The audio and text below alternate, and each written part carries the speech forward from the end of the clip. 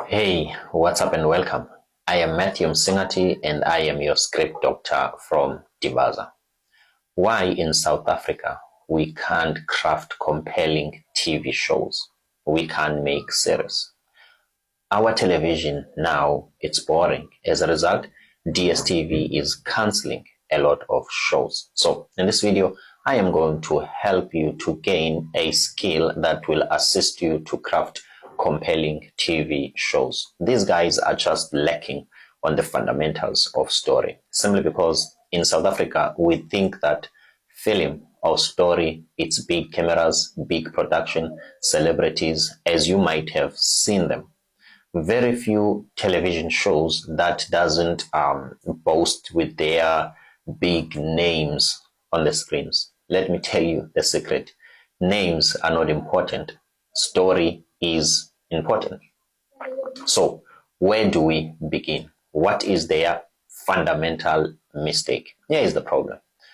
South African scriptwriters, when they are writing television shows, they only write the first season. That's what they are good at. When it comes to the second season, they run out of creativity. They run out of creative juice. They lack stamina and endurance. Why? Simply because story is difficult. Okay? And surprisingly, or very sad, that it is the most underlooked skill or undermined discipline. Everybody feels like they can write. If maybe you've been acting on isitha and you've appeared in big productions, for some reason you just feel like you can pull it off. Obviously, sometimes based on where you are and the opportunities at hand, they might be tempting. Imagine if SABC could come to me and ask me to write a series for them. Obviously, they are going to pay me $1 million for that. Don't you think I will do that? So that's what other people are doing because of the opportunities available to them. And then they start to think that they can write. Well, that's why they are producing boring movies, simply because they only write season 1. This is the problem. In case you don't really agree with me, check at what happened to Uzalo. Uzalo was Uzalo and everything was Uzalo only on the first season. The second one, it was far from it, So this means that the writer only focused on season 1, and that is it. They think that they can somewhat make it to season 2 without planning, okay? Proper planning prevents poor performance. So this means that you have to plan, more especially the story. So when you are getting into writing a TV show or a series, what is the most important thing that you need to consider first? It is not cameras, it is not the broadcaster, it is not DSTV, it is not SABC 2 or 1 or SABC whatever. It is a story conflict. What is it that this main character or this group of characters are going to struggle with? And this has to span across maybe 600 episodes, including all season. 600 episodes. It's a lot. So what is it that will grab us as the audience trying to figure out with the character as they are trying to solve this mystery that will get us hooked from one season to the last season? Conflict. You need to really come up with a great conflict. Well, great conflict doesn't necessarily mean a common problem or people who are going to fight about things just like here in South Africa. In South Africa, conflict means noise. In case you don't believe me, go and watch Kabeja again. There is no conflict in the show. There is no necessarily humanly believable conflict. But there is noise though, guaranteed. People are fighting, guaranteed, but that's not conflict. Conflict starts from an internal conflict. So when they are about to write TV shows, they only see or imagine the images, okay? Imagining images, it's not enough. You need to have a conflict that is going to span across all your season. So meaning that You don't just plan season 1 and then figure out season 2 as you go. That is a problem. So you might as well just write season 1 and disappear. You know, a great performer knows when to leave the stage. South African television shows, they don't really care it. It looks like it's very nice and easy to get in, and it's tough for them to let go. A part of being a professional is to know when you have exhausted your creativity so that you cannot embarrass yourself, so that you can have a breathing time to craft and create another compelling project.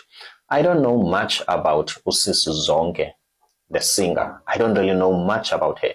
But what I've noticed is that she's not on the bars, you know. I'm not sure how many albums she has released, but it looks like to me she takes time before releasing an album. And she's not your so-called popular, well-known, up and down in different posters kind of an artist. I think South African scriptwriters can learn a lot from her. You just have to know when to leave, just for your own dignity, so that you cannot embarrass yourself. So have a compelling conflict, have a strong conflict. That's number one. How are you going to dish out this conflict? You need to distribute this conflict across your own 4 seasons.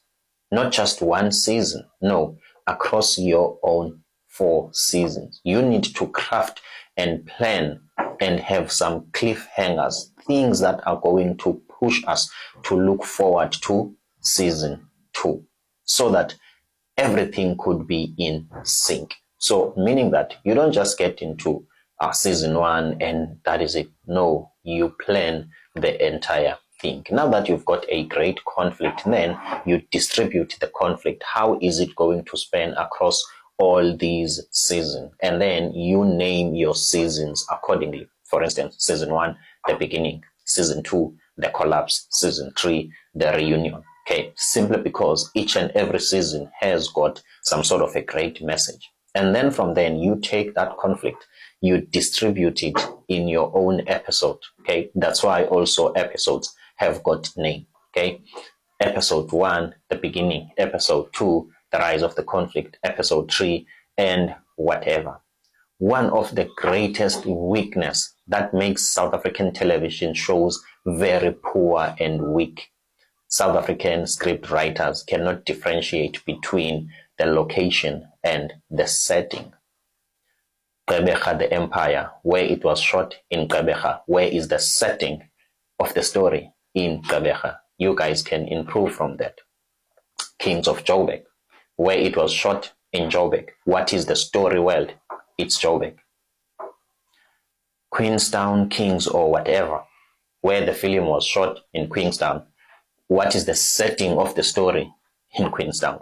Well, Natal City, where it was shot in Tanzania, where is the setting of the film in Tanzania? Isn't it supposed that stories are constructed from imaginary world? It's a sort of an imaginary world. Why does it really has to be? Simply because we are not making a documentary here. This doesn't have to be realistic. Only we have to communicate a message, intent, purpose, clarity, specificity. That's what makes a great movie. If I would write a film, I will never call it Timbaza, simply because I was born in Timbaza. I know much about Timbaza. Well, to some other people, there's nothing important about Timbaza. But if I can tell a story, something that happens in Timbaza, something that inspires me about Timbaza, something that is unique and different about who we are as people, as a community in Timbaza, and first, not name the film Timbaza. That's too poor. Just give the film title a different title. The setting doesn't really have to be in Timbaza. The location, though, could be in Timbaza. Do you think that every movie that was shot in Hollywood, the name of it is Hollywood, and the setting, it happens in Hollywood? That is not the case. So we can learn a lot from that. I am Matthew Msingati and I am your script doctor. If you might want me to help you with a script review, help you to improve your craft and storytelling skills, maybe help your television show to be compelling, to be great and phenomenal so that it can capture audiences, don't forget to DM me.